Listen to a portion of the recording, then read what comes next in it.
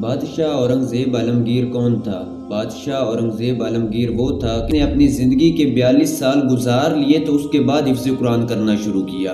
بادشاہ اورنگزیب عالمگیر وہ شخص تھا کہ جس نے 500 مفتیان کرام کی موجودگی میں فتاوی عالمگیر لکھوایا تھا۔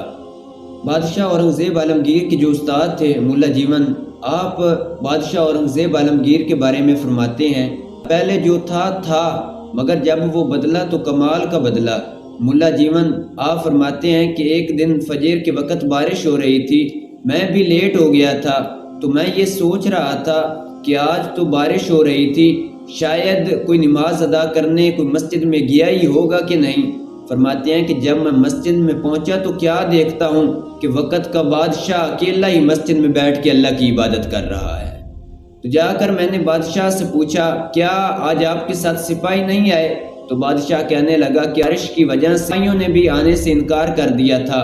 تو عرض کرنے لگا، میں اس لیے آ گیا ہوں کہیں ایسا نہ ہو کہ اللہ تعالیٰ کا گھر ویران رہ جائے تو میں خود ہی عبادت کرنے کے لیے اکیلا ہی مسجد میں آ گیا۔ بادشاہ اورنگزیب عالمگیر کی بارگاہ میں ایک بے روپیہ آیا، کرتب کرنے والا ایک شخص بادشاہ اورنگزیب عالمگیر کے پاس آیا۔ تو بادشاہ اورنگزیب عالمگیر سے آ کے کہنے لگا کہ میں بے روپیہ ہوں، میں اپنا روپ بدلتا ہوں تو میں اپنا روپ بدلوں گا، اگر تم نے پہچان لیا تو ٹھیک ہے، اگر تم نہ پہچان سکے تو میں منہ مانگی قیمت تم سے مانگوں گا۔ تو بادشاہ اورنگزیب عالمگیر نے کہا ٹھیک ہے، مجھے منظور ہے، اگر میں تجھے نہ پہچان سکا تو میں تجھے منہ مانگی قیمت دوں گا۔ تو وہ بے روپیہ بھی کہنے لگا مجھے بھی منظور ہے۔ ایک دن آیا، بادشاہ جہاد کرنے کے لیے جا رہا تھا، جب جانے لگا تو سائل سب اکٹھے ہو کر اس کے پاس آ گئے۔ تو بادشاہ اورنگزیب عالمگیر نے کسی کو 2 روپیے دیے، کسی کو 5 روپیے دیے۔ روپیہ کی باری آئی تو بادشاہ اورنگزیب عالمگیر نے اس کو 10 روپیے دیے اور کہا کہ یہ تیرے آنے جانے کا کرایہ ہے، میں نے تجھے پہچان لیا ہے۔ وقت گزرتا گیا کہ بادشاہ اورنگزیب عالمگیر نے فوجیوں کو بھرتی کرنا تھا تو کافی زیادہ لوگ اکٹھے ہوئے، تو وہ بے روپیہ بھی ان لوگوں میں موجود تھا۔ تو بادشاہ اورنگزیب عالمگیر نے اپنے سپاہیوں سے کہا کہ یہ جو شخص دوڑ لگا رہا ہے اس کو میری طرف لایا جائے۔ تو جب اس کو لے آیا گیا تو بادشاہ اورنگزیب عالمگیر 10 روپیے دیے اور کہا کہ یہ لے، یہ تیرے آنے جانے کا کرایہ ہے، تو واپس گھر لوٹ جا۔ تو وقت گزرتا گیا کہ بادشاہ اورنگزیب عالمگیر نے ٹیچروں کو بھرتی کرنا تھا تو لوگ اکٹھے ہوئے، تو انہوں نے انٹرویو دینا شروع کر دیا۔ تو جب باری آئی اس بے روپیہ کی، جب وہ انٹرویو دینے کے لیے بادشاہ اورنگزیب عالمگیر کے پاس آیا تو بادشاہ اورنگزیب عالمگیر نے کہا کہ یہ 10 روپیے لے، یہ تیرے آنے جانے کا کرایہ، واپس چلا جا، میں نے تجھے پہچان لیا ہے۔ بادشاہ اورنگزیب عالمگیر ایک دفعہ جہاد کرنے کے لیے جانے لگا، 10,000 کا لشکر بھی آپ کے ساتھ تھا۔ بادشاہ اورنگزیب عالمگیر جب ایک پہاڑ کے پاس سے گزرنے لگا تو بادشاہ اورنگزیب عالمگیر کیا دیکھتا ہے کہ قریب ایک جگہ ہے، وہاں پر لوگ کافی زیادہ جمع ہیں۔ تو بادشاہ اورنگزیب عالمگیر نے پوچھا یہاں کیا ماجرا ہے؟ تو بتایا گیا یہاں ایک اللہ کے نیک بندے ہیں، اللہ کے نیک بزرگ ہیں، وہ یہاں پر ہوتے ہیں، لوگ ان سے دعائیں کرانے کے لیے آتے ہیں۔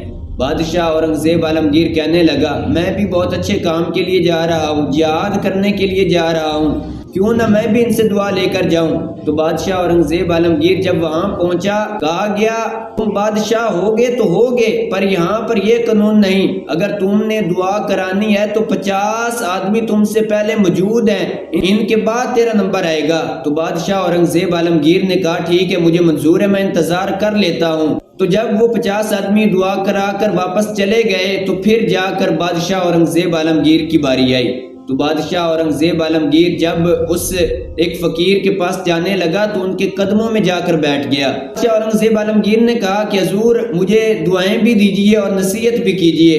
تو اس فقیر نے دعائیں بھی دی۔ بزرگ نے نصیحت کرتے ہوئے کہا کہ اگر تمہیں ناکامی ہو جائے تو تم مایوس نہ ہونا، کہ اگر تجھے کامیابی مل جائے تو غرور نہ کرنا بلکہ اللہ تعالیٰ کی ذات کا شکر ادا کرنا۔ تو بادشاہ اورنگزیب عالمگیر جب واپس جانے لگا تو فقیر نے آواز دی، جلدی سے اس بادشاہ اورنگزیب عالمگیر کے پاس آیا۔ تو آ کر کہنے لگا کہ آج تم نے نہیں نہ پہچانا۔ بادشاہ اورنگزیب عالمگیر نے پیچھے پلٹ کر دیکھا تو کہنے لگا کہ آج تو واقعی میں نے نہیں پہچانا۔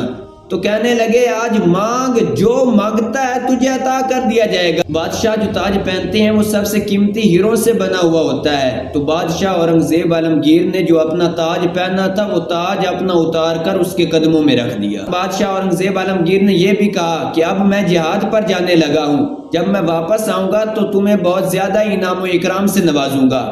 تو جب وہ بادشاہ اورنگزیب عالمگیر جانے لگا، بہروپیہ رونے لگا، اس نے آواز دی کہ حضور اپنا تاج اپنے ساتھ لے جائیے۔ تو بادشاہ اورنگزیب عالمگیر نے کہا کہ یہ تو وہ تاج ہے کہ جس تاج کے لیے تو نے 2 سال محنت کی ہے، جس کے لیے تو نے ہر اپنا روپ بدلا ہے، آج اگر تجھے خزانہ مل رہا ہے تو کیوں انکار کر رہا ہے؟ تو وہ بہروپیہ کہنے لگا کہ ایک دفعہ میں نے حضور کے غلاموں جیسا روپ اپنایا ہے، تعالیٰ نے دنیا کی تمام نعمتیں مجھے عطا کر دی ہیں، اور یہاں تک کہ بادشاہوں کے تاجوں کو بھی میرے قدموں میں رکھ دیا ہے، کہ اگر میں حقیقتاً حضور علیہ الصلوۃ والسلام آپ کا غلام بن جاؤں تو اللہ تعالیٰ مجھے کتنا نوازے گا۔ تو اس بہروپیہ نے سچے دل کے ساتھ توبہ کی اور حضور علیہ الصلوۃ والسلام آپ کی غلامی کو اپنا لیا۔